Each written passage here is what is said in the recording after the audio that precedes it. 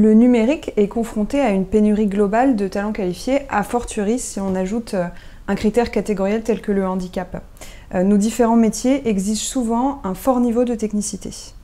Et pourtant, le sourcing dans la sphère du handicap peut être une véritable opportunité. Mais le vivier est difficile à cerner. Il est difficile à identifier dans la mesure où le handicap est pour la plupart du temps invisible et que les personnes ne souhaitent pas l'afficher. Les profils en situation de handicap présentent un parcours souvent complexe. Parce qu'ils ont eu une reconversion qui peut leur être chaotique, une expérience assez variable dans le numérique, des accidents de la vie, ils sont donc assez difficiles à identifier, à recruter et à accompagner dans leur mission.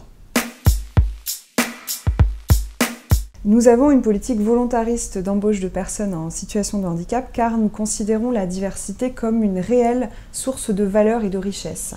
L'action mise en place vise à accompagner l'inclusion durable de profils que l'on n'aurait pas pu forcément recruter directement. Alors, notre mission consiste à délivrer durablement de la valeur par l'intégration du handicap au métier du numérique. Pour ce faire, on a déployé des parcours passerelles qui permettent d'accompagner le collaborateur et le manager à monter en compétences ensemble et apporter les valeurs qui leur sont communes. Nous sommes en lien avec différentes entreprises adaptées du numérique, dont Compétences, depuis plusieurs années.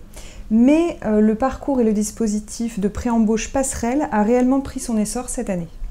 Chez Inetum, c'est logiquement l'initiative de la mission handicap, plus familière avec les interlocuteurs du secteur adapté protégé, de mettre en lien les entreprises adaptées du numérique et nos opérationnels. Nous avons ensuite réfléchi à un juste équilibre entre prise en compte des spécificités de l'entreprise adaptée et intégration, inclusion comme un sous-traitant ordinaire. L'enjeu est que progressivement le recours aux entreprises adaptées soit systématisé. L'entreprise adaptée est présente au moment de l'entretien avec l'équipe projet accueillante, puis propose un suivi personnalisé tout au long de la période où la personne est intégrée dans notre équipe projet. À l'issue de cette période définie au démarrage, un bilan est fait. Si tous les voyants sont au vert, nous proposons une intégration à la personne en CDI dans nos équipes.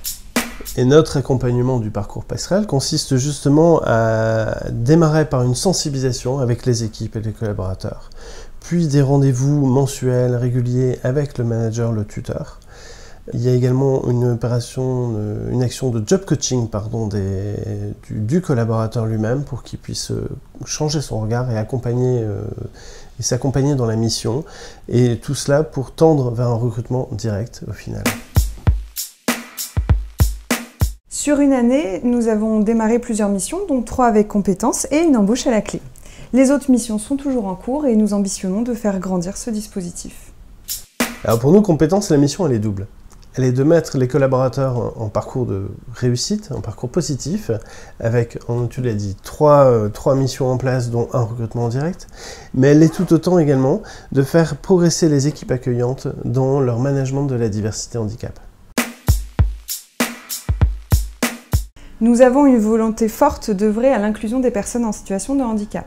Pour les entreprises adaptées du numérique, cela va plus loin, c'est leur raison d'être. En plus de leur expertise dans l'accompagnement de profils parfois éloignés de l'emploi, elles connaissent les spécificités de notre secteur et de nos métiers. Ce sont de véritables alliés qui nous aident à plus et mieux inclure les personnes en situation de handicap. Avec un peu de recul, le dispositif a également d'autres vertus, puisque quand on travaille à l'inclusion d'une personne en situation de handicap dans une équipe avec une entreprise adaptée, c'est finalement l'ensemble de l'équipe projet qui grandit. En fait, on travaille sur différents axes. La priorité est de capitaliser et de s'inscrire dans la durée. On a coutume de travailler avec une règle qu'on appelle la règle des 3 R.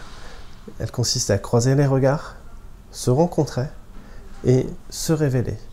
Quand des personnes de la diversité se regardent, c'est un peu mon équipe qui se regarde à nouveau, différemment.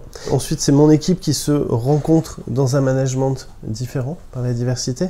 Et au final, si la personne se révèle, le collaborateur se révèle, c'est toute mon équipe qui se révèle.